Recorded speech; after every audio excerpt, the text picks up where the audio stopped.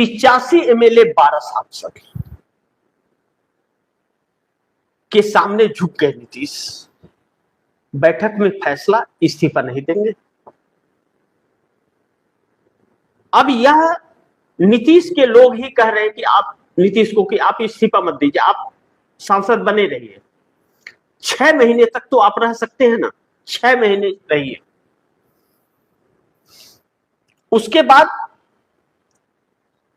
आप जेडीयू के किसी को बना दीजिए, या तो अगर आपने दिल्ली जाने का मूड बना लिया है तो जेडीयू के किसी भी कार्यकर्ता को आप बना दीजिए, हम सब एकजुट हैं। लेकिन भारतीय जनता पार्टी का सीएम मंजूर नहीं। भारतीय जनता पार्टी हर हाल में सम्राट चौधरी को सीएम बनाना चाहती है। लेकिन एक बहुत महत्वपूर्ण बिंदु यह है कि नीतीश कुमार के 70 एमएलए एक साथ खुल करके विरोध करने लगे हैं। खुला विरोध, झुकने को तैयार नहीं है, बल्कि पार्टी छोड़ने को तैयार है। लेकिन भाजपा का सीएम मंजूर नहीं। यानी कि जेडीयू टूट नहीं पा रही है भारतीय जनता पार्टी से। जेडीयू छोड़ देंगे लेकिन भाजपा के साथ नहीं जाएंगे, यानी कि वह इंडिया गठबंधन से इत्तेफाक रखते हैं। ऐसे में नीतीश कुमार की अब मजबूरी बनती जा रही है और यह विधायक जो झुकने को तैयार नहीं है जेडीयू के भारतीय जनता पार्टी के सामने, इनका कहना है कि नीतीश कुमार को कि आपके 4 सूत्रीय मांगों को आखिरकार भाजपा क्यों नहीं मान रही है। अगर उसकी नीयत में कोई खोट नहीं है तो क्यों नहीं मान रही। इसका जवाब नीतीश के पास नहीं है। नीतीश एक बात तो कहते नजर आ रहे हैं कि हम दिल्ली में रहेंगे ना जी, दिल्ली में रहने से कुछ नहीं होगा अगर यह सभी विधायक और सांसद एक नहीं रहेंगे। 2 व्यक्ति हैं, ललन सिंह और संजय झा, जो नीतीश कुमार को मिसगाइड भारतीय जनता पार्टी के लिए कर रहे हैं।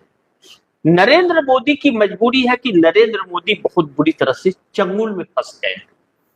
ऐसा फंसे हैं कि न इधर के न उधर के, निगल नहीं पा रहे, बीच में हड्डी अटक गई है उनके। अब अंतर्राष्ट्रीय मुद्दों के बीच ऐसे दबे हैं कि नरेंद्र मोदी जानते हैं कि 29 अप्रैल को जब आखिरी चरण का मतदान समाप्त होगा तो महंगाई की जो कमर टूटेगी, जनता का आक्रोश बहुत तेजी से बढ़ेगा। इसलिए मोदी किसी भी कीमत पर अपने गठबंधन को सहित करके रखना चाहते हैं और गठबंधन का एक दल जो चंद्रबाबू नायडू का है, वह इनका साथ छोड़कर उसके पहले अलग होना चाहता है। यानी कि इंडिया गठबंधन के ऑफर पर वह विचार कर चुका है।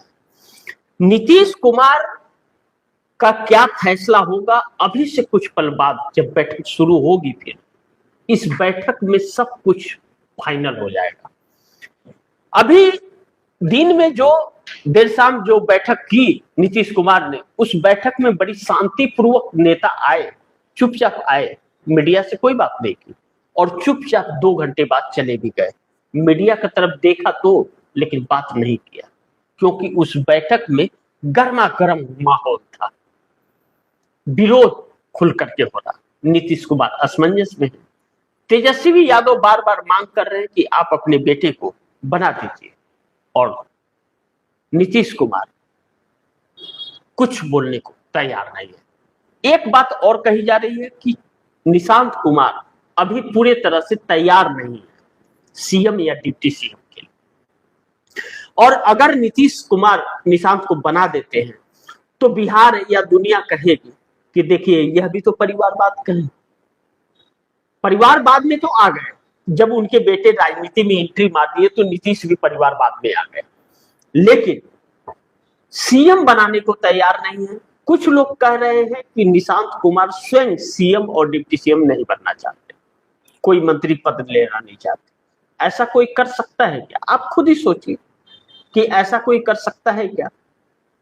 उपेंद्र कुशवाहा का बेटा न विधानसभा का न विधान परिषद का किसी का मेंबर नहीं था, कैबिनेट मंत्री बन गया, शपथ ले लिया, चुनाव भी नहीं लड़ा था, एक पार्षद प्रधान का भी चुनाव कभी नहीं लड़ा था, कैबिनेट मंत्री बन गया।